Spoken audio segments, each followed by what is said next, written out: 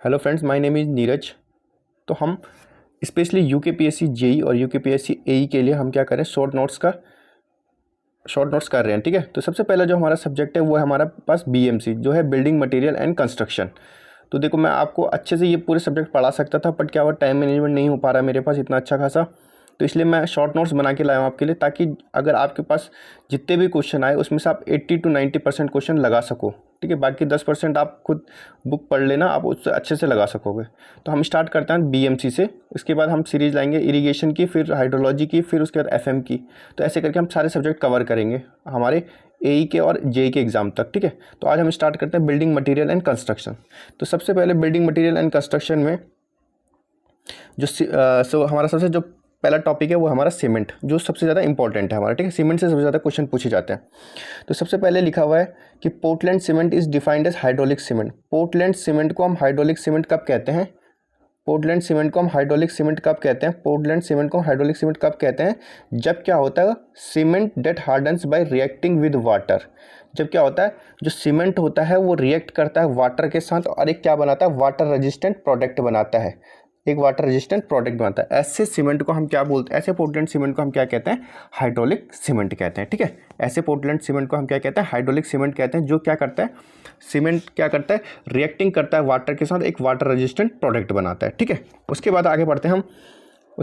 It is obtained by burning together in a definite portion of naturally occurring argillous and calcareous material to a partial fusion at a temperature of about 1450 degree Celsius. तो ये क्या कह रहा है, ये कह रहा है कि हम इसको कैसे ऑब्टेन करते हैं, बर्निंग टुगेदर, एक साथ बर्न करने से। ठीक है, एक डेफिनेट प्रोपोर्शन में। ठीक है, उसके बाद याद रखना, इसमें जो याद रखने वाली जो आर्गेलियस कंपाउंड है उसमें सबसे ज़्यादा क्या होती है, मेन जो उसमें मेन कॉन्स्टिट्यूंट होती है वो कौन सी होती है? क्ले होती है। ठीक है, ये एग्जाम में पूछा जाता है कि आर्गेलियस रॉक का मेन कॉन्स्टिट्यूंट कौन सा है? क्ले है हमारा। वैसे ही इसमें पूछा जाएगा हमसे कैलकेरियस का बताओ, तो वो होगा हमारा लाइम। ठीक है, ये याद रखना, ये बहुत बार एग्जाम में पूछा जाता है। आर्गेलियस का मेन कॉन्स्टिट्यूंट कौन सा है? क्ले है, और कैलकेरियस का कौन सा है? लाइम है हमारे पास। ठीक है, बाकी का टेम्परेचर याद रखना, टेम्परेचर कितना होता है? टेम्परेचर याद रखना आप, टेम्परेचर होता है हमारा 1450 डिग्री सेल्सियस। तो ये याद रखना। हम कैसे ऑब्टेन करते हैं सीमेंट को? बर्निंग टुगेदर, एक साथ बर्न करने से किस किस को? आर्गेलियस को और कैलकेरियस को, मटेरियल को। ठीक है, तो आर्गेलियस का मेन कंपाउंड कौन सा होता है? क्ले होता है, और कैलकेरियस का मेन कंपाउंड कौन सा होता है? लाइम होता है। ठीक है, इनको हम पार्शली फ्यूजन करते हैं किस टेम्परेचर पे? अबाउट 1450 डिग्री सेल्सियस पे। ठीक है, तो ये याद रखना। उसके बाद the product obtain on the burning called clinker और नोडल्स। ठीक है, तो याद रखना, जो हमको प्रोडक्ट बर्न करने के बाद मिलता है, तो उसको हम सीधा सीमेंट नहीं बोलते। जो प्रोडक्ट हमको बर्न करने के बाद मिलता है उसको हम क्या बोलते हैं? क्लिंकर और नोडल्स। याद रखना, जो भी प्रोडक्ट हमको, जैसा हम आर्गेलियस और कैलकेरियस मटेरियल को जब बर्न करते हैं तो जो उसके बाद हमको एक प्रोडक्ट मिलता है, बर्निंग के बाद जो प्रोडक्ट मिलता है उसको हम क्या बोलते हैं? क्लिंकर बोलते हैं, या हम उसको नोडल्स बोलते हैं। ठीक है, क्लिंकर बोलते हैं, नोडल्स बोलते हैं। और उसकी साइज़ कितनी होती है? 5 से 25 mm डायमीटर होती है इसकी। ठीक है, ये याद रखना है, ये पूछे जाते हैं कि जो हमको प्रोडक्ट मिलता है बर्निंग के बाद उसको क्या बोलते हैं? उसको हम क्लिंकर भी बोलते हैं, उसको हम नोडल्स भी बोलते हैं। और क्या होती है, उनकी जो डायमीटर होती है 5 से 25 mm तक होती है। ठीक है, तो आगे बढ़ते हैं।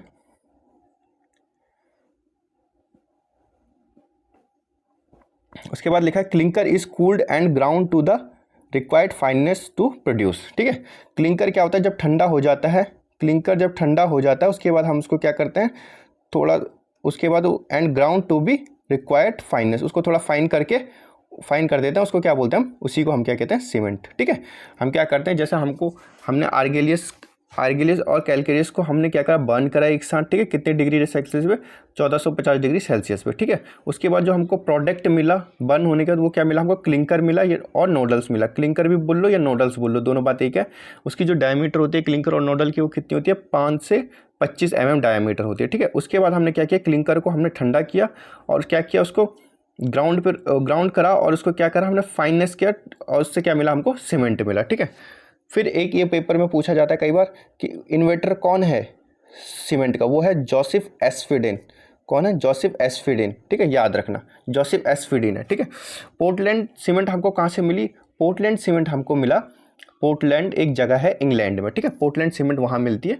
पोर्टलैंड सीमेंट हमको कहाँ मिली? पोर्टलैंड है एक जगह इंग्लैंड में, ठीक है। क्या होता है जो ये सीमेंट होता है, ये क्या होता है? पहाड़ से मिला हुआ है हमको, ठीक है। पोर्टलैंड एक जगह है, वहाँ पे ये एक पहाड़ जैसा बना हुआ है, वहाँ से मिलता है हमको ये सीमेंट, ठीक है, ठीक है, वहाँ से मिलता है हमको ये सीमेंट, ठीक है, ये याद रखना। बाकी इसमें कुछ याद रखने की जरूरत नहीं है। फिर आगे बढ़ना।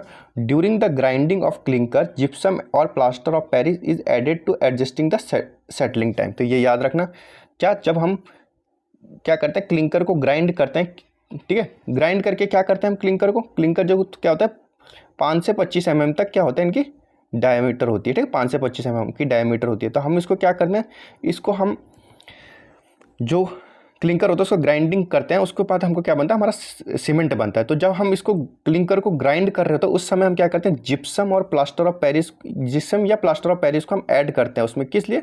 सेटिंग टाइम को एडजस्ट करने के लिए, ठीक है। सेटिंग टाइम को एडजस्ट करने के लिए हम क्या करते हैं, जिप्सम, या मेनली तो हम जिप्सम यूज़ करते हैं या प्लास्टर ऑफ पेरिस भी बोल सकते हैं, उसको हम क्या करते हैं, क्लिंकर में डालते हैं। कब? याद रखना कि जो हम जिप्सम को डालते हैं क्लिंकर में, जो जिप्सम को डालते हैं हम उसमें सीमेंट में, वो कब डालते हैं, जब हम क्लिंकर को ग्राइंड कर रहे हो, जब हम क्लिंकर को ग्राइंड कर रहे हो, ठीक है। जो कितना डालते, कितने परसेंट डालते हैं? 3% डालते हैं। Gypsum is about 3% by the weight of clinker, ठीक है। जितना भी हमारा क्लिंकर का वेट होगा उसका 3% डाल देंगे हम, ठीक है।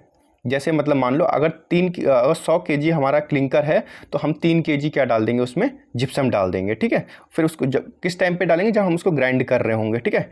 It also improve the soundness of the cement. जो हम उसमें जिप्सम में, जो हम जिप्सम मिलाते हैं किसमें, क्लिंकर में जो जिप्सम मिलाते हैं उससे क्या होता है, एक तो हमारे सेटिंग टाइम को एडजस्ट कर लेता है वो, ठीक है। जिप्सम क्या हमारा रिटार्डर है, ठीक है, याद होगा आपको जिप्सम क्या होता है, हमारा रिटार्डर होता है। तो जिप्सम को हम जब मिलाते हैं तो एक तो वो सेटिंग टाइम को एडजस्ट करता है और वो थोड़ा हमारे इंप्रूव कर देता है, साउंडनेस को भी इंप्रूव कर देता है, ठीक है।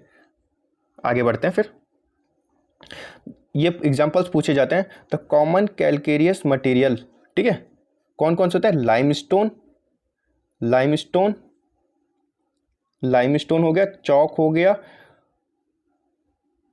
ठीक है, एक मिनट, लाइमस्टोन हो गया, चौक हो गया, ओएस्टर सेल हो गया और मार्ल हो गया, ठीक है। तो ये याद रखना हमने। जो कैलकेरियस मटेरियल होता है, ठीक है, उसमें मेन कंपाउंड कौन सा होता है, कैलकेरियस मटेरियल मेन कंपाउंड कौन सा होता है? लाइम होता है। और इसके एग्जांपल क्या क्या है? Limestone, chalk, oyster shell and marl, ठीक है, ये इसके क्या है, एग्जांपल्स हैं। फिर वैसे आर्गेलियस रॉक है, आर्गेलियस मटेरियल है, इसमें मेन कंपाउंड कौन सा होता है? क्ले, ठीक है, उसमें मेन कंपाउंड कौन सा है? क्ले होता है। तो इसके एग्जांपल कौन कौन से? क्ले हो गया, सेल हो गया, स्लेट हो गया, स्लेट हो गया हमारा, और सेलेक्टेड ब्लास्ट फर्नेस स्लैग हो गया हमारे पास, ठीक है। तो ये एग्जांपल याद रखना। सबसे पहले कैलकेरियस मटेरियल का क्या होता है? मेन कंपाउंड लाइम होता है। एग्जांपल क्या क्या है? Limestone, chalk, oyster shell and marl, ठीक है। दूसरा आर्गेलियस मटेरियल का मेन कंपाउंड कौन सा होता है? क्ले होता है, ठीक है, याद रखना, एल्युमिनियम मत लगा देना, क्ले होता है मेन कंपाउंड, ठीक है। तो आर्गेलियस मटेरियल का मेन कंपाउंड कौन सा होता है? क्ले होता है। एग्जाम्पल क्या क्या हो गया? क्ले हो गया, सेल हो गया, स्लेट हो गया और ब्लास्ट फर्नेस स्लैग हो गया, ठीक है। उसके बाद जो मेन पेपरों में पूछा जाता है, ये तो हमेशा ही पूछा जाता है, oxide composition of ordinary Portland cement, ठीक है, ऑर्डिनरी पोर्टलैंड सीमेंट। तो हमारे जेईई के पेपर में क्या होता है, हमको सिर्फ ओपीसी के बारे में ही पूछा जाता है ज़्यादातर, ठीक है। बाकियों का हमसे क्या सिंपल इनिशियल टाइम पूछ लेंगे या उनका कोड पूछ लेते हैं, जो भी और भी सीमेंट होते हैं। तो हमको सबसे ज़्यादा किसके बारे में पढ़ना? ओपीसी के बारे में पढ़ना है, ठीक है, ऑर्डिनरी पोर्टलैंड सीमेंट। तो सबसे पहला कंपाउंड है लाइम, ठीक है, सबसे पहला हमारे पास कौन सा है? लाइम, ठीक है। तो ये क्या करता है? ये एक तो कंट्रोल करता है स्ट्रेंथ को, लाइम क्या करता है? कंट्रोल करता है स्ट्रेंथ को और साउंडनेस को। क्या क्या करता है? कंट्रोल करता है स्ट्रेंथ को और साउंडनेस को। अगर ये इसकी डिफिशियंसी हो जाए रिड्यूस, ठीक, क्या करेगा? अगर इसकी डिफिशियंसी हो जाए तो ये क्या करेगा? रिड्यूस कर देगा स्ट्रेंथ को और सेटिंग टाइम को। क्या कर देगा? अगर इसकी डिफिशियंसी हो जाए, अगर इसकी कमी हो जाए, अगर ये कम हो जाए तो ये क्या करेगा? कम कर देगा किस किस चीज़ को? एक तो स्ट्रेंथ को और एक तो टाइम को, ठीक है। याद रखना, लाइम क्या करता है? कंट्रोल करता है हमारे स्ट्रेंथ एंड साउंडनेस, ठीक है। तो यार ये सब कुछ अच्छे से पढ़ लो, क्योंकि ये यूकेपीएससी, जेई और एई में आएगा। वैकेंसी बड़ी मुश्किल से आई है, तो आप सब इसके लिए रेडी रहिए। शॉर्ट नोट से पढ़िए, अब उतना टाइम नहीं है कि हम पूरा पढ़ सकें, तो इसलिए शॉर्ट नोट से पढ़िए, जितना हो सकता है उतना अच्छे से पढ़ा दूंगा मैं आपको। तो सबसे पहले लाइम क्या होता है? लाइम क्या होता है, कंट्रोल करता है स्ट्रेंथ और साउंडनेस को। अगर इसकी कमी हो जाए तो ये क्या करेगा, रिड्यूस कर देगा स्ट्रेंथ और सेटिंग टाइम को, ठीक है। तो कितने परसेंट में होता है ये हमारे पास, ये ज़रूर पूछा जाता है, कितने होता है, 60 to 65% में, ठीक है। अलग अलग बुक में अलग अलग लिखा रहता है, बट जो ये मेन है ये अप्रोप्रिएट है, ठीक है। ये ESC के उससे लिया गया है, ठीक है, जो हमारे ESC की नोट्स है उससे लिया गया है, ये हमने बनाया। तो ये क्या है, लाइम का कितना परसेंट होता है, 60 to 65% होता है हमारा, ठीक है। लाइम कितना होता है, 60 to 65% होता है। फिर उसके बाद आता है हमारे पास सिलिका, SiO2, ठीक है, सिलिका SiO2। ये सिलिका क्या देता है हमको, ये स्ट्रेंथ देता है, ठीक है।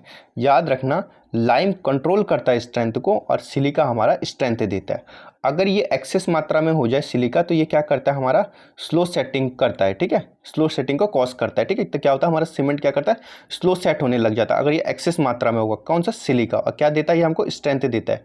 और कितने परसेंट में होता है ये, 17 से 25% में होता है ये, ठीक है, सिलिका। फिर आता है हमारे पास एल्यूमिना, ठीक है, एल्यूमिना। फिर क्या आता है हमारे पास, एल्यूमिना आता है, ठीक है, एल्यूमिना आता है, ठीक है। उसका क्या है, Al2O3 होता है, ठीक है। ये किस लिए रिस्पॉन्सिबल होता है, रिस्पॉन्सिबल फॉर क्विक सेटिंग, ठीक है, रिस्पॉन्सिबल फॉर क्विक सेटिंग, ठीक है। एल्युमिनियम किसके लिए रिस्पॉन्सिबल होता है, क्विक सेटिंग के लिए, सिलिका स्ट्रेंथ के लिए, और लाइम क्या करता है, कंट्रोल करता है स्ट्रेंथ को और साउंडनेस को, ठीक है। अगर एल्युमिनियम एक्सेस मात्रा में हो जाए, अगर एल्युमिनियम एक्सेस मात्रा में हो जाए तो क्या करेगा, स्ट्रेंथ को कम कर देगा, स्ट्रेंथ को कम कर देगा, ठीक है, स्ट्रेंथ को कम कर देगा, ठीक है। याद रखना, स्ट्रेंथ को कम कर देगा। कितने मात्रा में होता है, 3 से 8% पे होता है, ठीक है। क्या करेगा, याद रखना कि जो एल्युमिनियम होता है, मैं इसलिए ये धीरे धीरे पढ़ा रहा हूँ यहाँ पे ताकि आपको ये समझ आ सके, क्योंकि इसमें से 1 या 2 क्वेश्चन तो पक्का बनेगा। तो याद रखना, जो एल्युमिनियम होता है, ठीक है, जो एल्युमिनियम होता है वो क्विक सेटिंग के लिए हमारा रिस्पॉन्सिबल होता है। अगर ये ज़्यादा मात्रा में हो जाए तो ये स्ट्रेंथ को कम कर देता है। और कितने मात्रा में होता है, 3 से 8% की मात्रा में होता है, ठीक है। फिर आता है हमारा आयरन ऑक्साइड, ठीक है। क्या आता है हमारे पास, आयरन ऑक्साइड, Fe2O3, ठीक है। ये क्या करता है हमको, ये हमको करता है, कलर देता है, ठीक है, हमको कलर देता है। और एक और चीज़ करता है, ये हेल्प करता है फ्यूज़न ऑफ डिफरेंट इंग्रेडिएंट्स का, ठीक है, ठीक है। डिफरेंट इंग्रेडिएंट के फ्यूज़न के लिए भी आयरन ऑक्साइड रिस्पॉन्सिबल होता है, कलर भी देता है, और कभी कभी थोड़ा बहुत हमको हार्डनेस भी देता है, ठीक है, थोड़ा बहुत हमको हार्डनेस भी देता है। कितनी मात्रा में होता है, 0.5 से लेकर 6% की मात्रा में होता है, ठीक है। अलग अलग बुक में अलग अलग वो दिए गए, परसेंटेज दिए गए, ये आपको याद होना चाहिए। मैग्नीशिया की बात करें, MgO, ये क्या करता है हमको, ये हमको कलर्स भी देता है और थोड़ा बहुत हार्डनेस भी देता है, ठीक है। ये imparts colour and hardness. Magnesia भी हमको कलर देता है और हार्डनेस देता है। बट अगर ये एक्सेस मात्रा में हो जाए, अगर हमारे जो मैग्नीशिया वो एक्सेस मात्रा में हो जाए, तो ये क्या करता है, it causes crack in motor and concrete and unsoundness, ठीक है। तो ये याद रखना कि जो अगर हमारा मैग्नीशिया क्या देता है हमको, कलर देता है और हार्डनेस देता है थोड़ा बहुत। अगर मैग्नीशिया हमारा ज़्यादा मात्रा में हो जाए तो सिंपल याद रखना कि वो अनसाउंडनेस कर देता है, ठीक है। सीमेंट में क्या कर देता है, अनसाउंडनेस कर देता है, ठीक है। फिर उसके बाद याद रखना, ये सल्फर ट्राईऑक्साइड याद रखना, ठीक है, सल्फर ट्राईऑक्साइड, ठीक है, ठीक है। अगर ये ज़्यादा मात्रा में हो जाए सल्फर ट्राईऑक्साइड, तो क्या होता है, सीमेंट अनसाउंड हो जाता है, ठीक है। सीमेंट क्या हो जाता है, अनसाउंड हो जाता है, ठीक है, अगर ये ज़्यादा मात्रा में हो जाए सल्फर डाइऑक्साइड, ठीक है, SO3। ये कितने परसेंट में होता है, ये 1 to 2% में रखा जाता है। मैग्नीशिया कितना होता है, 0.5 से लेके 4% में रखा जाता है, ठीक है, तो याद रखना। फिर आता है हमारे पास एल्कलाई होती हैं, जो क्या कौन कौन से होता है, सोडा एंड पोटास, ठीक है। ये क्या होता है, रेसिड्यूज़ होते हैं, ठीक है, ये रेसिड्यूज़ होते हैं। अगर ये एक्सेस मात्रा में हो जाए तो क्या होगा, इफ्लोरेसेंस हो जाएगा और क्रैकिंग हो जाएगा, ठीक है, एफ्लोरेसेंस हो जाएगा और क्रैकिंग हो जाएगा, ठीक है। अगर हमारा एल्कली जो है सोडा और पोटास अगर ज़्यादा मात्रा में हो जाए तो ये एफ्लोरेसेंस कर देगा और क्रैकिंग कर देगा, ठीक है। और ये क्या होता है, रेसिड्यू होता है। ये कितने परसेंट में रखा जाता है, ये 1% में रखा जाता है, ठीक है। तो एक बार दोबारा से पढ़ लेते हैं। ऑक्साइड्स, लाइम क्या देता है हमको, स्ट्रेंथ को कंट्रोल करता है और साउंडनेस देता है, ठीक है, लेंथ को कंट्रोल करता है और साउंडनेस देता है। अगर ये कम हो जाए तो स्ट्रेंथ और सेटिंग टाइम क्या हो जाएगा, हमारा रिड्यूस हो जाएगा। फिर आता है हमारे पास कितने परसेंट में होता है, 60 to 65% में होता है। फिर आता है हमारे पास सिलिका, SiO2, ये क्या देता है हमको, स्ट्रेंथ देता है। और क्या होता है, जब ज़्यादा मात्रा में हो जाता है तो स्लो सेटिंग कर देता है, ठीक है। इसकी ये कितने परसेंट में होता है, 17 to 25% में होता है। फिर आता है हमारे पास एल्युमिनियम, ठीक है, एल्यूमिना आता है। फिर हमारा वो किस लिए रिस्पॉन्सिबल होता है, क्विक सेटिंग के लिए रिस्पॉन्सिबल होता है। अगर एक्सेस मात्रा में हो जाए तो स्ट्रेंथ को कम कर देता है, ठीक है, सीधी बात। और आयरन ऑक्साइड की बात करिए, हमको कलर्स देता है, डिफरेंट इंग्रेडिएंट के बीच में फ्यूज़न कराने के काम आता है, और थोड़ा हार्डनेस भी दे देता है। इसकी परसेंटेज होती है 0.5 से लेकर 6% तक। फिर आता है हमारे पास मैग्नीशिया, जो हमको क्या कहता है, कलर्स भी देता है, थोड़ा बहुत हार्डनेस भी देता है। और अगर ज़्यादा मात्रा में हो जाए तो ये हम हमारे सीमेंट को अनसाउंडनेस कर देता है, ठीक है। और ये कितने परसेंट होता है, 0.5 से 4% के बीच में होता है। सल्फर ट्राइऑक्साइड क्या करता है, अगर ज़्यादा मात्रा में हो जाए तो सीमेंट को क्या कर देगा, अनसाउंड कर देगा, ठीक है। अनसाउंड मतलब उसकी वॉल्यूम को इंक्रीज़ कर देगा हमारा, ठीक है। फिर आता है हमारे पास एल्कली सोडा। एल्कलीस में कौन कौन सा आ गया, सोडा आ गया, पोटास आ गया। ये क्या है, एक रेसिड्यू है, अगर ज़्यादा मात्रा में हो जाए तो इफ्लोरेसेंस और क्रैकिंग पैदा कर देंगे, ठीक है, हमारे कंक्रीट में। और ये कितने परसेंट में होता है, 1% में होता है, ठीक है। आगे बढ़ते हैं। फिर आता है हमारे पास जिप्सम के बारे में, ठीक है। तो सबसे पहले जिप्सम में याद रखना, इसका फॉर्मूला बहुत बार पेपर में पूछा जाता है फॉर्मूला। तो फॉर्मूला क्या है इसका, CaSO4 2H2O, ठीक है। तो याद रखना जिप्सम का जो फॉर्मूला है क्या है, CaSO4 2H2O, ठीक है। याद रखना ये फॉर्मूला पूछे जाते हैं एग्जाम में। तो जिप्सम का फॉर्मूला होता है CaSO4 2H2O, ठीक है, CaSO4 2H2O, ठीक है। जिप्सम हमने पहले बताया था मैंने आपको, कहाँ पे मिलाया जाता है, जब हम क्लिंकर को ग्राइंडिंग करते हैं। कितने परसेंट में मिलाया जाता है, 3% में मिलाया जाता है, ठीक है। याद रखना जिप्सम क्या करता है, it is added to retard the setting process, ठीक है। किस लिए, it is added to retard the setting process. ये क्या करता है, सेटिंग टाइम को कम करता है, ठीक है, ताकि जो हमारा सीमेंट है वो धीरे धीरे सेट हो सके, ठीक है। और एक हमारा एक्सीलेटर भी होता है। एक्सीलेटर क्या करता है, जैसे हमारे कोई कोल्ड रीजन में हम कोई घर वर बना रहे हैं, कोल्ड रीजन में अगर हम कोई घर बना रहे हैं तो क्या करते हैं, वहाँ हम क्या करते हैं, सीमेंट में एक्सीलेटर मिला देते हैं, ताकि क्या हो, हमारा सीमेंट जल्दी से सेट हो जाए, ठीक है, जल्दी से सेट हो जाए। और जिप्सम किस लिए मिलाते हैं, ताकि हमारा सीमेंट धीरे धीरे करके सेट हो सके, ठीक है। इसलिए इसको क्या बोलते हैं, रिटार्ड द सेटिंग टाइम। इसको रिटार्डर भी बोलते हैं जिप्सम को, ठीक है।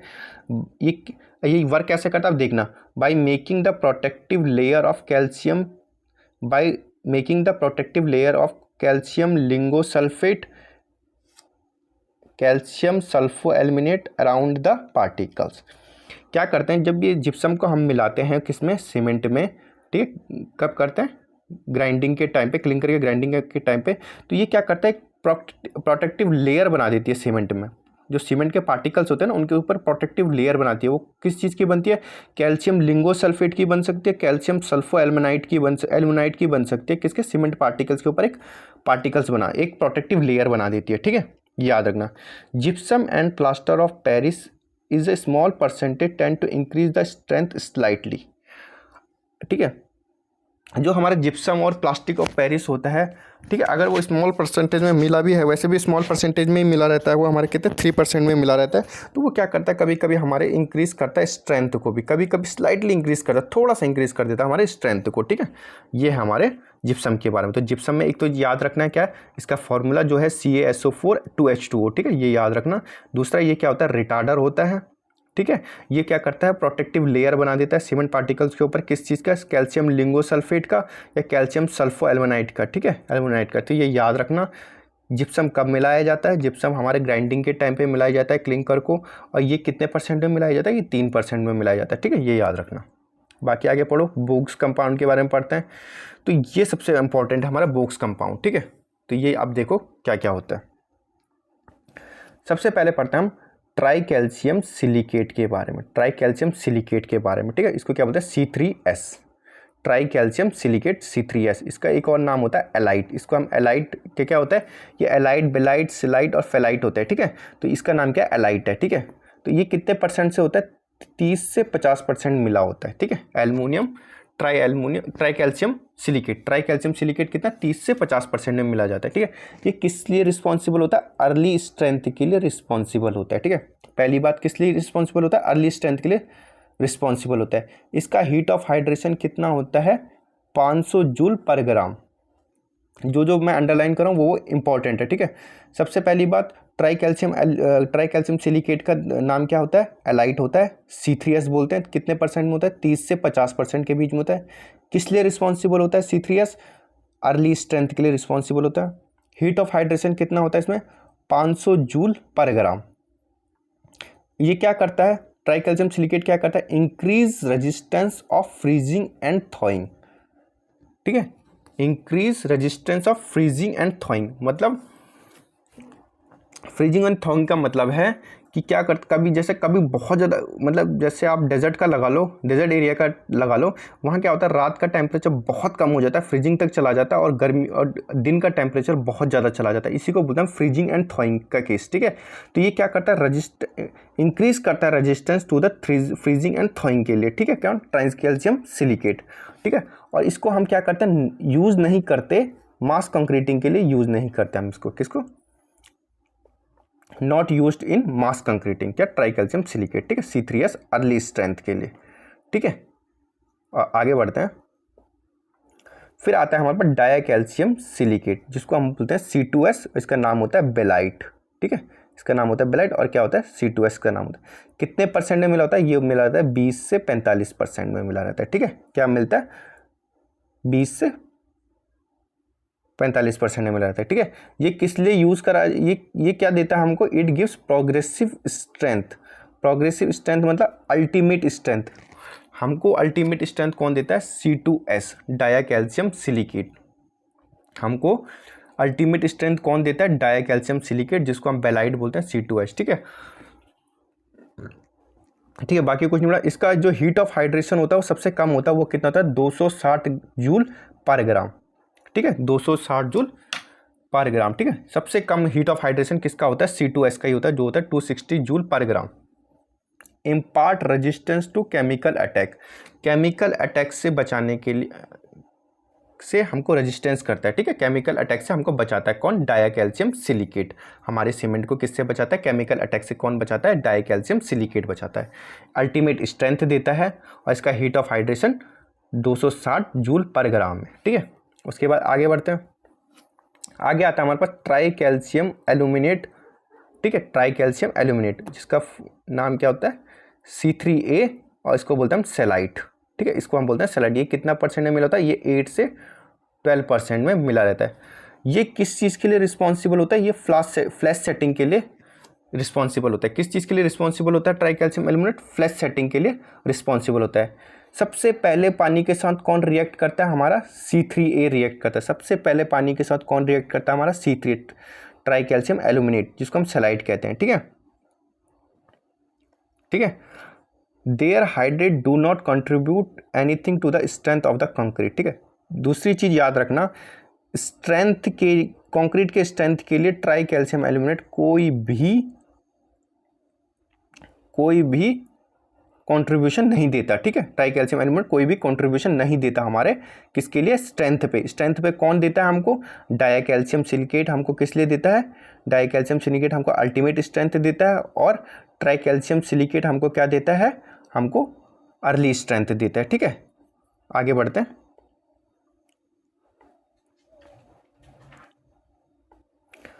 याद रखना जो हमारा ये होता है try calcium aluminate Celite C3A, वो क्या होता है हमारा, उसका जो हीट ऑफ हाइड्रेशन होता है वो सबसे ज़्यादा होता है, maximum heat of hydration 865 joule पर ग्राम होता है, ठीक है, 865 जूल पर ग्राम होता है, ठीक है।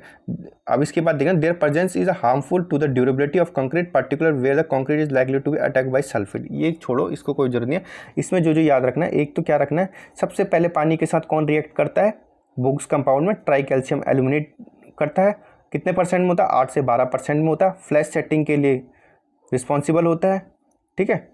इसका जो ये हमारा ट्राई कैल्शियम एल्यूमिनेट होता है, स्ट्रेंथ के लिए इसका कोई भी कंट्रीब्यूशन नहीं होता, ठीक है, स्ट्रेंथ के लिए इसका कोई भी कंट्रीब्यूशन नहीं होता।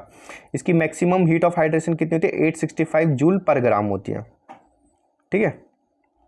उसके बाद आता है हमारे पास टेट्रा कैल्शियम एल्यूमिनोफेराइट, ठीक है, टेट्रा कैल्शियम एल्यूमिनेट फेराइट, ठीक है, इसको हम बोलते हैं फेलाइट, जो बोलते हैं C4AF।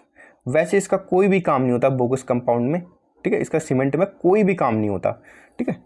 ये क्या होता है, 400 BC का काम है, इसका कुछ काम नहीं होता इसका। तो ये क्या है हमारे पास, याद रखना, इसकी परसेंटेज कितनी होती है, इसकी परसेंट होती है 6 से 10%, ठीक है। It hydrates product does not contribute anything to the strength, ठीक है, ये बात आपको समझ आएगी, कोई भी कंट्रीब्यूशन नहीं देता स्ट्रेंथ में। इसका जो हीट ऑफ हाइड, इसका सिंपल याद रखना, इसका जो हीट ऑफ हाइड्रेशन होता है वो होता है 420, ये 420 का काम करता है, इसका हीट ऑफ हाइड्रेशन भी 420 जूल पर ग्राम है, किसका, टेट्रा कैल्शियम एल्यूमिनोफेराइड का, ठीक है। उसके बाद आगे पढ़ते हैं हम, ये आपने सब पढ़ लिया होगा। तो ट्राई कैल्शियम सिलिकेट का याद रखना, नाम है एलाइट, 30 से 50% के लिए, अर्ली स्ट्रेंथ के लिए रिस्पॉन्सिबल है, हीट ऑफ हाइड्रेशन 500 जूल पर ग्राम है, increase resistance to freezing and thawing, ठीक है। और कहाँ यूज़ नहीं करते, मास कंक्रीटिंग में यूज़ नहीं करते इसका। डाई कैल्शियम सिलिकेट जो होता है बेलाइट होता है, C2S 20 से 45% में होता है, अल्टीमेट स्ट्रेंथ देता है, हीट ऑफ हाइड्रेशन सबसे कम होता है 260 जूल पर ग्राम, और क्या करता है, इम्पार्ट करता है resistant to the chemical attack, ठीक है, केमिकल अटैक से बचाता है। टेट्रा कैल्शियम एल्यूमिनेट्स जिसको हम सेलाइट कहते हैं, C3A 8 से 12% में होता है, सबसे पहले पानी के साथ रिएक्ट करता है, और स्ट्रेंथ में कोई भी इसका कंट्रीब्यूशन नहीं होता, और ये फ्लैश सेटिंग के लिए रिस्पॉन्सिबल होता है। फिर आता है हमारे पास इसका जो मैक्सिमम हीट ऑफ हाइड्रेशन होता है वो होता है 865 जूल पर ग्राम, ठीक है। फिर आता है हमारे पास टेट्रा कैल्शियम एल्यूमिनोफेराइड जिसको हम फेलाइट कहते हैं, C4AF 6 से 10% के लिए रिस्पॉन्सिबल हो, 6 से 10% इसके परसेंटेज होते हैं, और जिसकी हाइड्रेशन होती है, ठीक है, जो इसकी हीट ऑफ हाइड्रेशन होती है वो 420 जूल पर ग्राम होती है, ठीक है। फिर आता है हमारे पास इसके आगे हम पढ़ते हैं सल्फेट अटैक के लिए। आई होप आपको समझ आ रहा होगा, अगर समझ आएगा तो आप कमेंट में ज़रूर लिखना और वीडियो को लाइक भी करना, ठीक है। फिर आता है हमारे पास सल्फेट अटैक। तो सल्फेट अटैक के बारे में पढ़ते हैं, calcium hydroxide all through makes cement alkaline, ठीक है। जो कैल्शियम हाइड्रोक्साइड होता है ये क्या करता है, सीमेंट को एल्कलाइन बनाने का काम करता है, मेक्स इट कोरोजन रेजिस्टेंस, ठीक है, makes it corrosion resistant. Reacts with sulfate present in the water or soil in the form of calcium sulfate which reacts further with the C3A, ठीक है। C3A को क्या बोलते हैं हम बोलते हैं ट्राई कैल्शियम एल्यूमिनेट, ठीक है। C3 को क्या बोलते हैं, tricalcium aluminate, to form a ettringite expansive hydrate degrading to the concrete, ठीक है। ये ज़्यादा हमको पढ़ने की जरूरत नहीं है, ठीक है, इसका हमारा कोई काम नहीं है, सल्फेट अटैक के लिए हमारा कोई काम नहीं है, ये इतना नहीं पढ़ना है हमने।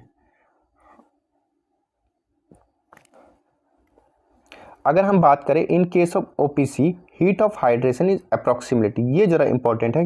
अगर हम ऑर्डिनरी पोर्टलैंड सीमेंट की बात करें तो हीट ऑफ हाइड्रेशन क्या होता है अप्रॉक्सीमेटली, ये होता है 80 to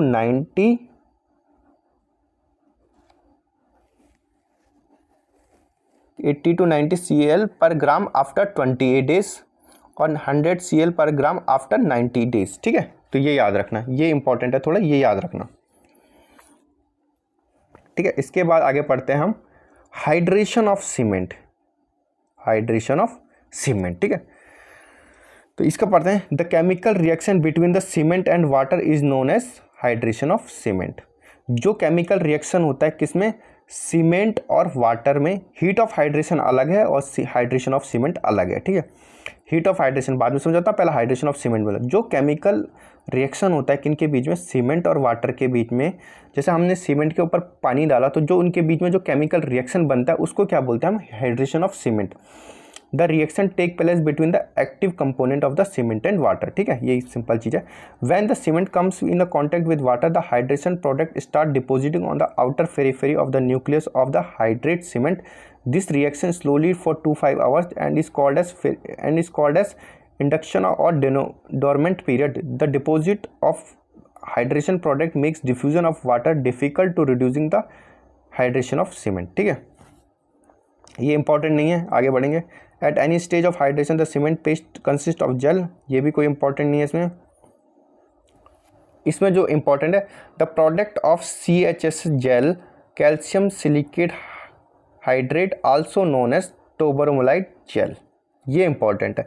जो CHC जो हम क्या करते हैं, जब हम सीमेंट में पानी डालते हैं तो एक वो जेल की तरफ फॉर्म होता है, तो उसको क्या बोलते हैं हम, CSH जेल बोलते हैं, ठीक है। उसको क्या बोलते हैं हम, जब हम क्या करते हैं सीमेंट में पानी मिलाते हैं तो एक जेल की तरह बन जाता है, ठीक है। आपने देखा होगा, आपने सीमेंट का यूज़ तो बहुत किया होगा, तो क्या होता है वो एक जेल की तरह बन जाता है। वो CSH को क्या बोलते हैं हम, कैल्शियम सिलिकेट हाइड्रेट कहते हैं, ठीक है। उसको क्या बोलते हैं हम, कैल्शियम सिलिकेट हाइड्रेट कहते हैं, ठीक है। CSH जेल को क्या बोलते हैं हम, कैल्शियम सिलिकेट हाइड्रेट बोलते हैं, ठीक है, हाइड्रेट जेल बोलते हैं। और उसका एक दूसरा नाम भी होता है, वो क्या होता है, टोबरमोलाइट जेल भी बोलते हैं, ठीक है। Is responsible for binding action, ये किस चीज़ के लिए रिस्पॉन्सिबल होता है, बाइंडिंग एक्शन के लिए, ठीक है। ये किस चीज़ के लिए रिस्पॉन्सिबल होता है? बाइंडिंग एक्शन के लिए। It makes up 50 to 60% of the volume of solid in a completely hydrate cement paste, ठीक है। ये कोई उतना पढ़ने की जरूरत नहीं है, आगे पढ़ो। फिर आता है the hydration of C3S produce lesser CHS,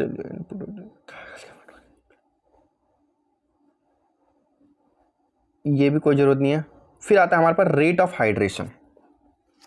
फिर आता है, हम आगे पढ़ते हैं रेट ऑफ हाइड्रेशन के ऊपर। The reaction of compound of C3A with water is very fast and is responsible for flush setting of the cement, ठीक है। मैंने आपको बताया था, क्या बताया था? C3 क्या बताया था मैंने आपको? C3A क्या बताया था मैंने आपको? टेट्रा कैल्शियम एल्यूमिनेट, ठीक है। तो टेट्रा कैल्शियम एल्यूमिनेट क्या होता है? ठीक है, मैंने आपको बताया था वाटर के साथ सबसे पहले कौन रिएक्ट करता है? C3A रिएक्ट करता है, और किस लिए रिस्पॉन्सिबल होता है? फ्लश सेटिंग के लिए होता है, ठीक है। ठीक है, इसके बाद बोले calcium sulphate gypsum present in the clinker dissolve the immediately. अब ये पढ़ना, अब ये पढ़ो, calcium sulphate gypsum present in the clinker dissolve immediately in water and the forms insoluble calcium sulfoaluminide. It deposit on the surface of C3A forming the colloidal members and the constituent retard and its hydration. ये कोई important नहीं है हमारे लिए, इसको छोड़ो।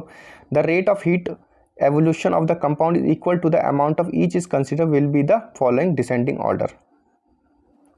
अगर हम बात करें कॉम्प्रेसिव स्ट्रेंथ की न्यूटन पर mm² और एज ऑफ द डे की, तो क्या होगा? सबसे कम हमको कौन सा दे रहा है? C4AF, क्योंकि 420 इसका कुछ काम ही नहीं है, उसमें सबसे कम यही देगा। फिर हमको स्ट्रेंथ में मैंने बोला था C3A भी कोई कंट्रीब्यूट नहीं करता हमारा, ठीक है। C3A भी कोई कंट्रीब्यूट नहीं करता। C2S क्या करता है? हमको अल्टीमेट स्ट्रेंथ देता है, अल्टीमेट स्ट्रेंथ देता है हमको कौन? C2S। और बट इसीलिए ये 0 से स्टार्ट हो रहा है, क्योंकि हमको अल्टीमेट मतलब 28 डेज़ के उस टाइम पे देता है हमको, ठीक है। और अर्ली स्ट्रेंथ जो हमको एक तुरंत स्ट्रेंथ देता है, वो कौन सा देता है? वो हमको देता है C3S, ठीक है। तो ये याद रखना हमारा, ठीक है, ये याद रखना आप। C3A सबसे बड़ा होता है किसके मामले में? Rate of heat of hydration के मामले में, ठीक है। ठीक है, कितना होता है? C3A, C2S, C4A4 and C2S, ठीक है। तो मैंने आपको क्या बताया था? C3A का हीट ऑफ हाइड्रेशन कितना होता है? C3A का हीट ऑफ हाइड्रेशन सबसे ज़्यादा होता है, कितना होता है? 865, ठीक है। हीट ऑफ हाइड्रेशन कितना होता है? C3A का सबसे ज़्यादा होता है 865। उसके बाद कौन सा आता है हमारे पास? हीट ऑफ हाइड्रेशन किसका सबसे ज़्यादा होता है? फिर आता है हमारे पास ट्राई कैल्शियम सिलिकेट, जिसका कितना होता है? 500 जूल पर ग्राम, ठीक है। सबसे पहले क्या? C3A, फिर C3S, फिर आता है C4A4, उसका कितना होता है? 420 जूल पर ग्राम। फिर उसके बाद हमारे पास क्या आता है? C2S, जिसका हीट ऑफ हाइड्रेशन सबसे कम होता है 260 जूल पर ग्राम, ठीक है। तो ये याद रखना आपने, ये इंपॉर्टेंट है। सबसे पहले क्या आता है? C3A आता है, जिसका होता है 865 जूल पर ग्राम। फिर आता है हमारे पास C3S, जिसका होता है 500 जूल पर ग्राम। फिर आता है हमारे पास C4A4, जिसका होता है 420 पर ग्राम। और लास्ट में आता है C2S, जिसका होता है 260 जूल पर ग्राम, ठीक है। 260 ही था ना? 260 ही है शायद से, हाँ, 260 जूल पर ग्राम होता है, ठीक है। तो ये याद रखना, ये बहुत इंपॉर्टेंट लाइन है, ये बहुत इंपॉर्टेंट लाइन है, ठीक है। फिर इसके बाद ये मैंने आपको बता दिया था C4A4 और C3A, ठीक है, ये हमको कोई भी कंट्रीब्यूट नहीं करता स्ट्रेंथ में। और C2S क्या करता है? हमको अल्टीमेट स्ट्रेंथ देता है। और C3S क्या देता है? हमको अर्ली स्ट्रेंथ देता है हमको, ठीक है। आगे बढ़ते हैं, ये थोड़ा इंपॉर्टेंट पॉइंट है यहाँ पे, ठीक है। तो ये बढ़ना, about 23% of water by wait cement is required for complete hydration, ठीक है। 23% जो वाटर होता है, जैसे मान लो अगर सीमेंट हमारा, अगर हम एक चीज़ मान के चलें, फॉर एग्जांपल अगर हम सीमेंट का वेट अगर हम मान के चलें 100 kg है, तो हमको उसमें कितना 23% मतलब 23 kg पानी मिलाना पड़ेगा, ठीक है। 23 kg बोल रहे, लीटर में बोलो, हमको क्या करना पड़ेगा? पानी मिलाना पड़ेगा। About 23% of water by wait of the cement is required for complete hydration of Portland cement, ठीक है। मैंने आपको बता दिया, अगर 100 हमारे पास सीमेंट है तो 23 हमको क्या करना पड़ेगा? पानी मिलाना पड़ेगा उसका कंप्लीट हाइड्रेशन करने के लिए। This water combines chemically with cement compound and known as bond water, ये लाइन थोड़ा ढंग से पढ़ना कि क्या लिखा हुआ, about 23% of water by weight of the cement is required for complete hydration of Portland cement. तो ये लाइन याद रखना, कंप्लीट हाइड्रेशन के लिए, सीमेंट की कंप्लीट हाइड्रेशन के लिए कितना 23% वाटर चाहिए होता है हमको, किसके, by the wait of cement, cement के वेट के हिसाब से। This water combines chemically with cement compound, जब ये वाटर कंबाइन करता है सीमेंट के साथ और केमिकली रिएक्शन करता है, तो इस वाटर को क्या बोलते हैं हम, बॉन्ड वाटर, ठीक है, बॉन्ड वाटर, ठीक है। About 15% of cement of weight is required to fill the cement gel pores. क्या होता है, जब हमारा पानी जब बन गया, जब हमारा सीमेंट और पानी जब मिल गया तो क्या बनता है, जेल का फॉर्म बनता है। तो जेल बनेगा तो उसके अंदर पोर्स बनेंगे, तो उस पोर्स को भरने के लिए हमको कितना और 15% और चाहिए होता है पानी हमको। उस जेल को टोबरमोलाइट जेल बोलते हैं, जिसको CSH जेल बोलते हैं, जिसको, उसको भरने के लिए हमको क्या करना पड़ता है, 15% पानी और मिलाना पड़ता है by weight of the cement, ठीक है। Therefore 38% water by weight of cement is required to complete the chemical reaction. तो ये लाइन थोड़ा ध्यान से रखना, ठीक है। सबसे पहले पास कंप्लीट, ये याद रखना, ही पेपर में पूछे जाते हैं बहुत बार, तो कंफ्यूज हो जाते हैं लड़के वहाँ पे।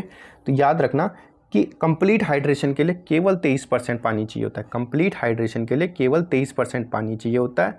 जो जेल बनता है पानी और वाटर से जब मिक्स होते हैं, जो जेल बनता है सीमेंट का, उसको भरने के लिए, उस जेल के पोर्स को भरने के लिए 15% हमको पानी मिलाना पड़ता है, ठीक है। और टोटल मिला के मतलब 38% हमको पानी मिलाना पड़ता है by weight of cement complete reaction कराने के लिए, कंप्लीट रिएक्शन। तो ये याद रखना का उसने पेपर में क्या पूछा है, कंप्लीट रिएक्शन पूछा है, कंप्लीट हाइड्रेशन पूछा है, या जेल के पोर्स को भरने के लिए पानी पूछा गया, तो ये याद रखना, ठीक है। अगर उसने कंप्लीट हाइड्रेशन पूछा है तो 23%, जेल के पोर्स भरने के लिए कहा है तो 15%, और कंप्लीट रिएक्शन की बात की तो 38% होगा, ठीक है। आगे बढ़ते हैं मैन्युफैक्चरिंग ऑफ सीमेंट के बारे में। तो दो प्रोसेस होता है, एक ड्राई प्रोसेस होता है, एक वेट प्रोसेस होता है, ठीक है। एक ड्राई प्रोसेस होता है, एक वेट प्रोसेस होता है। तो ड्राई प्रोसेस, इसमें सिंपल याद रखो, ड्राई प्रोसेस में क्या होता है, the dry process is adopted when raw material are quite hard. हम ड्राई प्रोसेस का तब यूज़ करते हैं जब रॉ मटेरियल, जो भी मटेरियल्स हैं हमारे, वो बहुत थोड़े हार्ड हों। The process is slow and the product is costly. ये प्रोसेस क्या होता है, थोड़ा स्लो होता है, और प्रोडक्ट क्या होता है, थोड़ा कॉस्टली होता है। Lime stone and clay are ground to fine powder separately. जो लाइम स्टोन और क्ले है, इनको हम अलग अलग फाइन करते हैं, ठीक है, अलग अलग फाइन करते हैं मतलब अलग अलग इसको ग्राइंड करते हैं हम। And are mixed water is added to make a thick paste. और बाद में क्या करते हैं, हम उसको एक वाटर मिलाते हैं, ताकि हम इसमें क्या करते हैं, पहले लाइमस्टोन और क्ले को अलग अलग ग्राइंड करते हैं, विदाउट वाटर ग्राइंड करते हैं, ठीक है, उसको पीस के बिल्कुल फाइन पाउडर बनाते हैं। फिर उसके बाद हम इसमें पानी मिलाते हैं ताकि एक थिक पेस्ट बन सके, ठीक है। उसके बाद आता है हमारे पास वेट प्रोसेस, ठीक है। वेट प्रोसेस में क्या होता है, the operation in the wet process of the cement manufacture are mixing, brushing and grinding. They crushed raw material are feed into ball mills and a little water use added. तो क्या होता है इस operation, weight process के operation में क्या होता है, हम सीमेंट मैन्युफैक्चर को जो भी होता है हम मिक्स कर देते हैं, एक साथ ही पानी मिला देते हैं, उसमें बर्निंग कर देते हैं, ग्राइंडिंग कर देते हैं, ठीक है, सिंपल करते हैं। The slurry is passed to the silos where the proportion of the compound is adjust to ensure the desired chemical composition, ठीक है। ये इतना कोई ज़रूरी नहीं है, आगे बढ़ते हैं। फिर हम पढ़ते हैं लैब टेस्ट के बारे में, जो बहुत इंपॉर्टेंट है, सबसे इंपॉर्टेंट है हमारा लैब टेस्ट। IS कोड याद रखना 4031, ठीक है। लैब टेस्ट का IS कोड याद रखना 4031, ठीक है, 4031 याद रखना हमारा फिजिकल टेस्ट के लिए। सबसे पहले पढ़ते हैं फाइननेस टेस्ट के बारे में।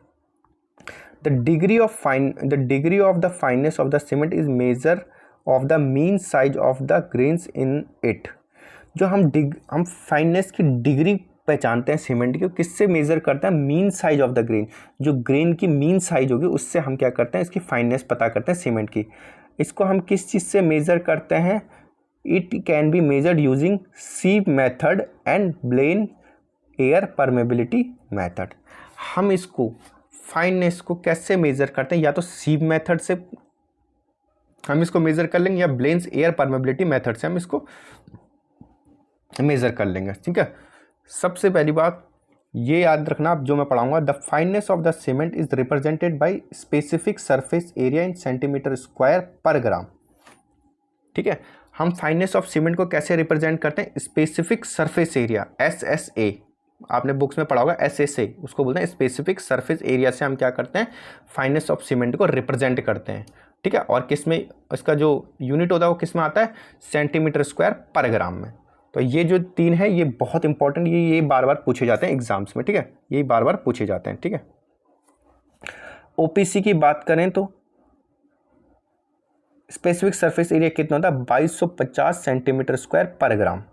अगर हम OPC की बात करें, ऑर्डिनरी पोर्टलैंड सीमेंट की बात करें तो कितना होता है, 2250 2250 सेंटीमीटर स्क्वायर पर ग्राम।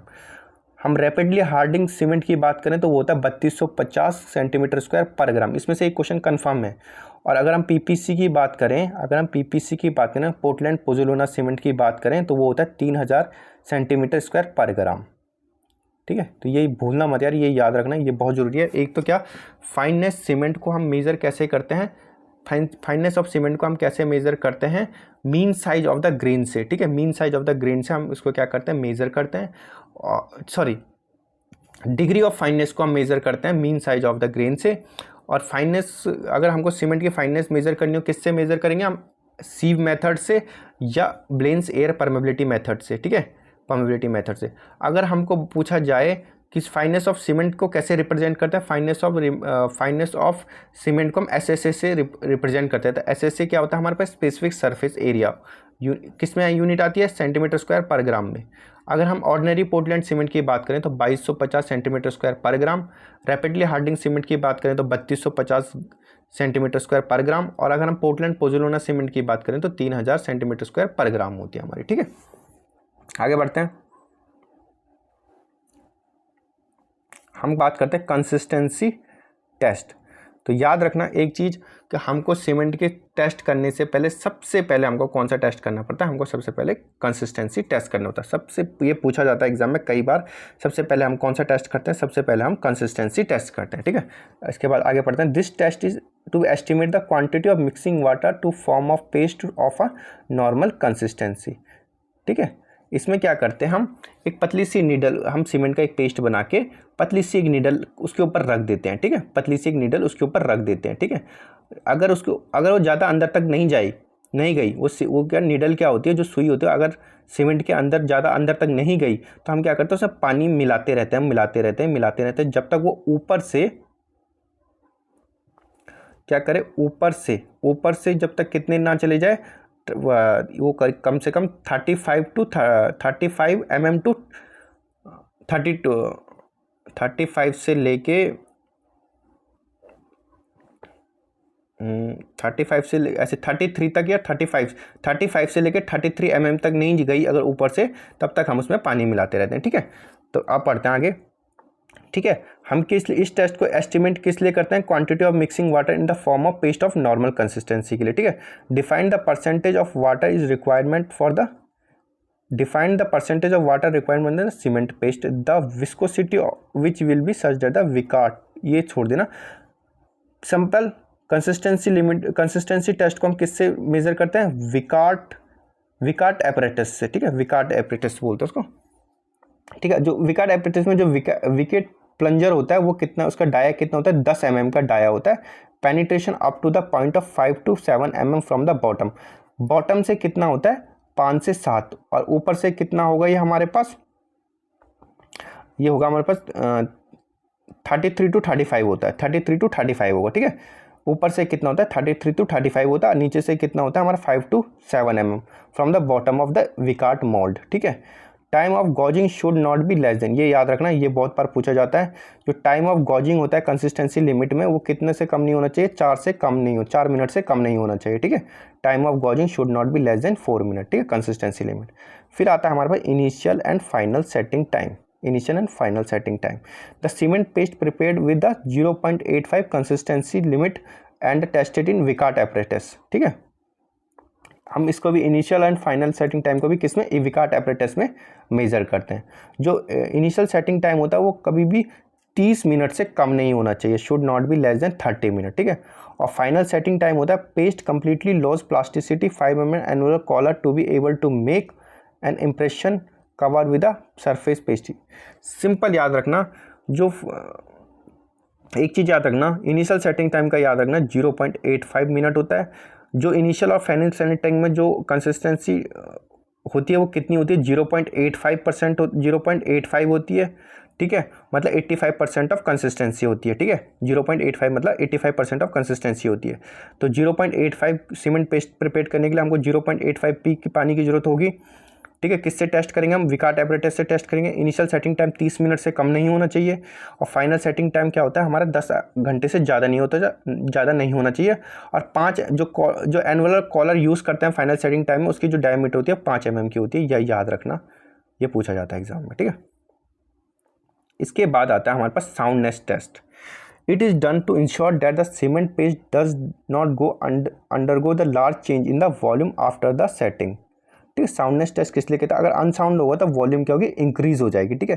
तो हम साउंडनेस टेस्ट किस लिए करते हैं, ताकि जब हमारा सीमेंट सेट हो जाए, जब हमारा सीमेंट कंक्रीट सेट हो जाए, उसके बाद उसके अंदर कोई भी लार्ज चेंज ना आए वॉल्यूम में, इसलिए हम क्या करते हैं, साउंडनेस टेस्ट करते हैं। Free lime and magnesium slickly slow causing the change in the volume, ठीक है। अगर हमसे सिर्फ देखो क्या क्या होता है, जो हमारी साउंडनेस आती है वो लाइम, सिलिका एंड मैग्नीशिया के वजह से आती है। किसके वजह से आती है, lime, silica and magnesia. Silica को जो मेज़र कर सके अभी तक ऐसा एपरेटस बनाया नहीं, इसलिए हम लाइम और मैग्नीशिया की बात करते हैं, ठीक है। अगर हमको फ्री लाइम की बात करें तो हम ली चैटेलियर एपरेटस का यूज़ करते हैं। अगर हमको मैग्नीशिया और लाइम दोनों को मेज़र करना होगा तो वो ऑटोक्लेव से भी कर सकते हैं हम, ठीक है। तो दो चीज़ों से इसको टेस्ट को हम परफॉर्म चेक कर सकते हैं, किससे, एक तो ली चैटेलियर से और एक हमारा ऑटोक्लेव से। तो ये याद रखना, ली चैटेलियर ओनली ऑन फॉर लाइम को मेज़र करता है, ठीक है, लाइम को मेज़र करता है।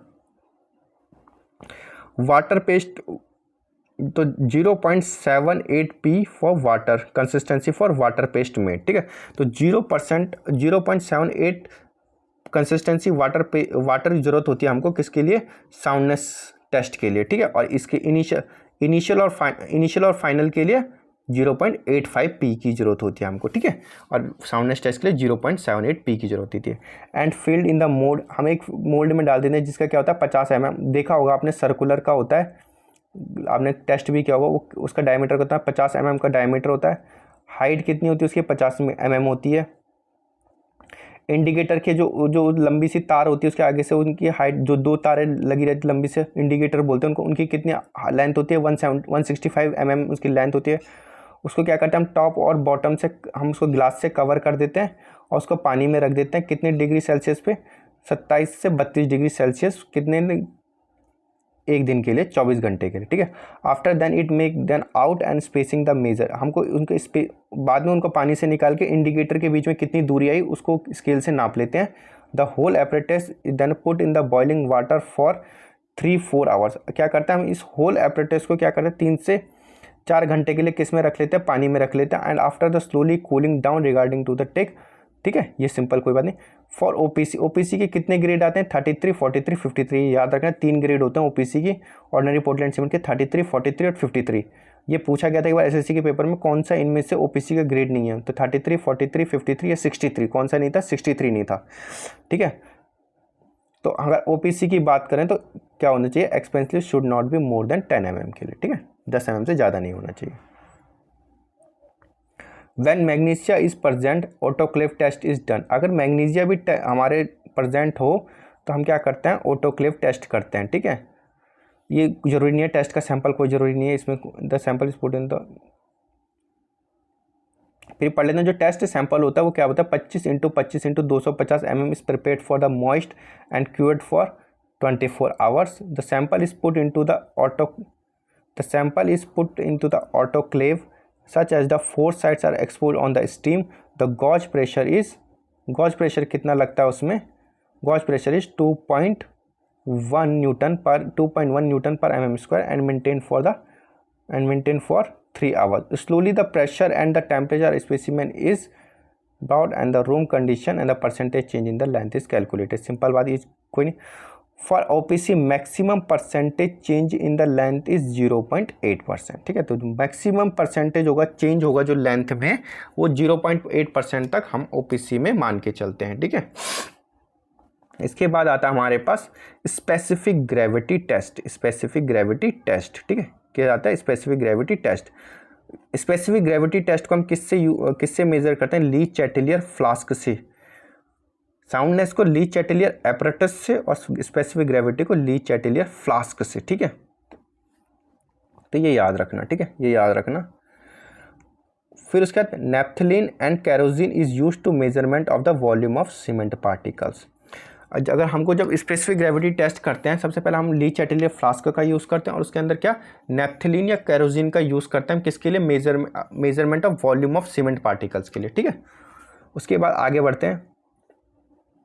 स्पेसिफिक ग्रेविटी टेस्ट में सिंपल याद रखना ली चैटेलियर फ्लास्क, ठीक है, एपरेटस। फिर हम करते हैं compression test of cement mortar. Compression test for cement mortar के लिए। ठीक है, तो सबसे पहले mortar is prepared using standard sand. हम मोटार को किससे प्रिपेयर करते हैं? एक स्टैंडर्ड सैंड, जिसको हम क्या बोलते हैं? इनॉर सैंड भी बोलते हैं। ठीक है, इसको क्या बोलते हैं? इनॉर सैंड भी बोलते हैं। तो नाम याद रखना, पूछ लेंगे हमसे पेपर में कि जो कंप्रेशन टेस्ट में हम सीमेंट मोटार यूज़ करते हैं वो कौन सा सैंड होता है? वो होता है हमारा इनॉर सैंड, जिसको हम स्टैंडर्ड सैंड कहते हैं। किस रेशियो में मिलाया जाता है? 1:3 में मिलाया जाता है। ठीक है, 1:3 में हम सीमेंट और मोटार को मिलाते हैं। ठीक है, 1 सीमेंट और 3 मोटार, 3 हमारा सैंड पार्टिकल्स होता है। ठीक है, 3 हमारा सैंड होता है। एक सीमेंट और 3 में मिलाते हैं तो हम उसको क्या कहते हैं? इनॉर सैंड कहते हैं। ठीक है, this motor is filled inside the mould in 7.06 centimetre और 50 सेंटीमीटर स्क्वायर इन फेस एरिया। ठीक है, जब क्या करोगे 7.06 सेंटीमीटर इंटू 7.06 सेंटीमीटर स्क्वायर करोगे, जब हम क्या करेंगे, जो मोल्ड का इनसाइड होता है वो क्या होता है? 7.06। ठीक है, तो इसका एरिया क्या बनेगा? 50 बनेगा, क्योंकि 7.06 सेंटीमीटर इंटू 7.06 सेंटीमीटर क्या बनेगा? हमारा जिसका फेस एरिया बनेगा वो 50 सेंटीमीटर स्क्वायर बनेगा। तो ये याद रखना, जो हम मोल्ड का यूज़ करते हैं उसमें किसमें? कंप्रेशन टेस्ट में, तो वो होता है 7.06 सेंटीमीटर का। In the least two layers with a proper compaction, ठीक है, ये बात छोड़ो। Mix a cement and sand in dry condition with a trowel in 1 minute and then added water. ठीक है, हम क्या करेंगे? सीमेंट और सैंड में क्या करेंगे? ड्राई कंडीशन में मिलाएंगे और एक मिनट के बाद उसमें क्या करेंगे? हम पानी को मिलाएंगे। ठीक है, ठीक है, और उसके बाद इसको ये याद रखना, ये बहुत ज़्यादा इंपॉर्टेंट है कि वाटर जो होता है इसमें कितना मिलाते हैं? P/4 + 3% of combined wet sand and cement is added and mix. ठीक है, तो हम वाटर कितना मिलाएंगे? P/4, P क्या था? Consistency. P/4 + 3% of combined weight of जितना भी इसका वेट होगा सैंड एंड सीमेंट का, उसका P/4 + 3% हम क्या बनेगा? पानी मिलाएंगे। Is added and mix and added and mix until uniform colour is achieve. जब तक यूनिफॉर्म कलर हमको ना मिल जाए तब तक हम उसको मिलाएंगे। Time should be less then 3 minute and not more than 4 minute. मतलब टाइम जो भी लगेगा वो 3 मिनट से कम नहीं लगना चाहिए और 4 मिनट से ज़्यादा नहीं लगते, 3 और 4 मिनट के बीच में लगना चाहिए। ठीक है, ये याद रखना। उसके बाद बोला गया mortar is placed inside the cube with a proper vibration and properly cured at the 27 degree Celsius 90% humidity in 24 then the placed in the clean water. क्या बोला? मोटार को हम क्या करेंगे? प्लेस्ड करेंगे किसमें? क्यूब में विद प्रॉपर वाइब्रेशन करेंगे उसमें। ठीक है, आपने वहाँ देखा होगा, कॉलेज में देखा होगा, एक पट्टा जैसा रहता है, उसके अंदर उसके ऊपर रख देते हैं और उसको वाइब्रेट करते हैं हम। ठीक है, उसके बाद हम उसको क्या करते हैं? And properly cured at the 27 degree, जो हम उसको सिंचाई कह रहा हूँ, जो उसको हम पानी देते हैं क्योर्ड, उसका हम कर्ड करते हैं, वो 27 डिग्री सेल्सियस रूम टेम्परेचर और 90% ह्यूमिडिटी पे करते हैं हम। ठीक है, कितने? 24 घंटे के लिए, 24 घंटे के लिए हम रख देते हैं उसको। ठीक है, देन उसको हम क्या करते हैं? उसके बाद हम उसको क्लीन वाटर में डुबो देते हैं। ठीक है, cubes are taken out before testing and water is waved out. Test is conducted on 3 cubes on the average value report. क्या करते हैं हम? कितने टेस्ट के लिए हम कितने क्यूब बनाते हैं? हम 3 क्यूब बनाते हैं। ठीक है, ये हो गया हमारा कंप्रेसिव कंप्रेशन टेस्ट हम सीमेंट मोटर। अब बढ़ते हैं हम टेंसाइल टेस्ट के ऊपर। ये भी सेम सिमिलर होता है किसकी तरह, compressive motor compressive strength test की तरह, बट इसमें जो फॉर्मूला लगता है वो लगता है P/5 प्लस 2.5%, ठीक है। ऊपर कितना लगा था P/4 प्लस 3%, ठीक है। नीचे टेंसाइल में कितना लगा P/5 plus 2.5%। Mortar is filled inside bricks, ठीक है, ब्रिक्वेट्स, ठीक है। At least 12 specimen are prepared in threes, कितने 12 स्पेसिमेन। ऊपर कंप्रेसिव स्ट्रेंथ में हम कितना बना रहे थे, कंप्रेसिव स्ट्रेंथ में हम इसको कितना बना रहे थे 3 बना रहे थे, यहाँ कितना 12 बनाएंगे ड्यू टू मोर अनसर्टेनिटी, ठीक है। ब्रिक्वेट मैं आपको अभी यहाँ पे तो बता नहीं सकता, बट ब्रिक्वेट आप सर्च कर लेना कैसा होता है, फिर आप समझ जाओगे, ठीक है। ब्रिक्वेट को क्या करते हैं, कंप्रेस उसमें यूनिवर्सल टेस्टिंग मशीन में रखते हैं, नीचे से उसको पकड़ते हैं, ऊपर से उसको पकड़ते हैं, फिर उसको बाहर की तरफ खींचते हैं, ठीक है। बाहर की तरफ खींचते हैं ताकि टूट जाए वो, बाहर की तरफ, अंदर की तरफ नहीं दबाते, बाहर की तरफ खींचते हैं। और वैसे इस कंप्रेशन टेस्ट में क्या करते हैं, हम क्यूब को ले जाके यूनिवर्सल टेस्टिंग मशीन पर रखते हैं और उसको दबाते हैं, प्रेस करने की कोशिश करते हैं और इसको पुल करने की, टेंसाइल टेस्ट में पुल करने की कोशिश करते हैं, ठीक है। तो ये फॉर्मूलेज याद रखना आप, ठीक है। आगे बढ़ते हैं। हीट ऑफ हाइड्रेशन, ठीक है, हीट ऑफ हाइड्रेशन का टेस्ट होता है। In mass concreting heat release during hydration can be shrinkage and cracking, ठीक है। क्या होता है मास कंक्रीटिंग, मतलब डैम वैम के काम में क्या होता है, हीट ऑफ हाइड्रेशन की वजह से जो हीट ऑफ हाइड्रेशन निकलता है तो उसकी वजह से श्रिंकेज और क्रैकिंग आ सकती है, ठीक है। जो हीट ऑफ हाइड्रेशन होता है वो किससे नापते हैं, हम कैलोरीमीटर से नापते हैं, ठीक है। Apparatus using calorimeter. तो ठीक है, ये सब कुछ छोड़ो, ये कुछ जरूरी नहीं, ठीक है। उसके बाद आगे आता है हमारे पास,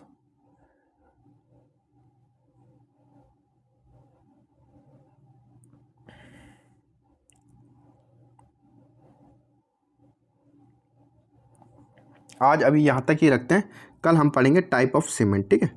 फ्रेंड, अगर आपको वीडियो अच्छी लगी होगी तो लाइक करना, शेयर करना, सब्सक्राइब करना मेरे चैनल को please.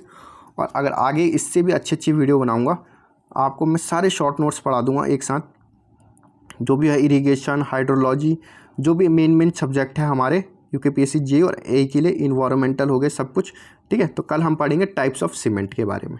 Thank you friend, video अच्छी लगी तो शेयर जरूर करना और लाइक भी जरूर करना।